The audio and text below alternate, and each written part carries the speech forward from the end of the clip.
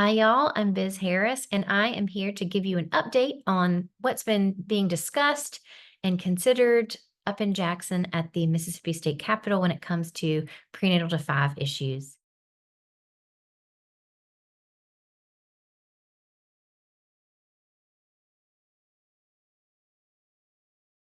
The first 2 days of meetings were actually hosted by the Senate Workforce Committee, led by Senator Daniel Sparks. And those meetings focused on Mississippi's labor force participation rate. It was really exciting because as they were discussing ways to boost the labor force participation rate, childcare was mentioned by so many different people as a critical component in being able to do that. And that's amazing because that's something that all of you have been saying for a long time.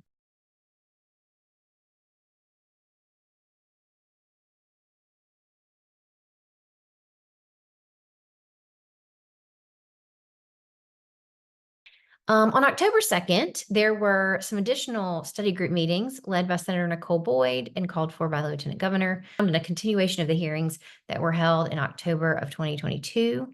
And these focus shifted to the legislation that had impacted families since that last set of meetings. And that included things like postpartum Medicaid extension, early intervention, the early intervention task force, and the establishment of the website, which is the Mississippi Access to Maternal Assistance, that is housed on the Attorney General's website.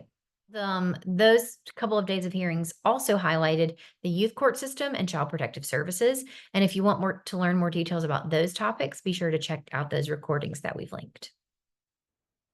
On October 3rd, the second Senate study group for women and children, they had mental health services take center stage. There was a huge emphasis on supports available for children and the alarming statistics in Mississippi on postpartum depression.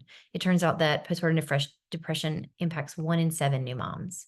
A community mental health director also shared crucial insights on the need for better autism screening and the importance of that early intervention plays in supporting a child's mental health throughout their life. Those recommendations that came out of that particular section of the hearing included enhancing family support systems and utilizing opioid settlement funds for maternal health initiatives.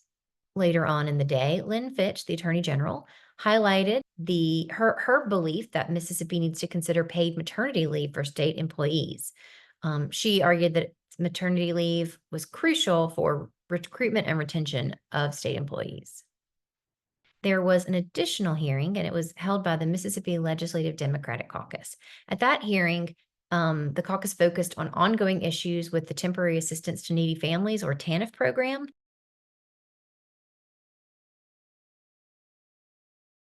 Okay, what's next? Looking ahead, there are going to be even more meetings of the Senate Study Group of Maternal and Child Health. Those meetings will be on November 14th, 18th, and 19th. 14th begins sometime around midday and will be held jointly with the Labor Force Study Group.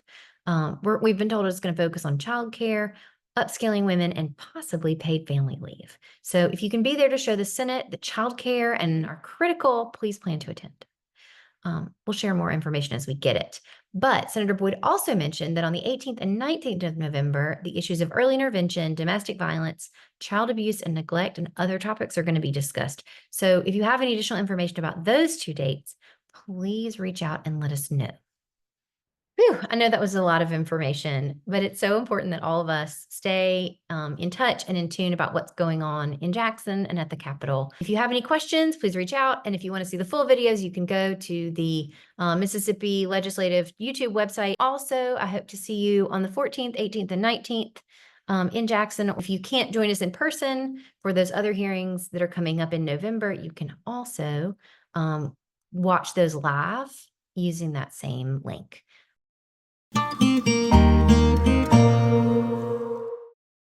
Thanks for watching.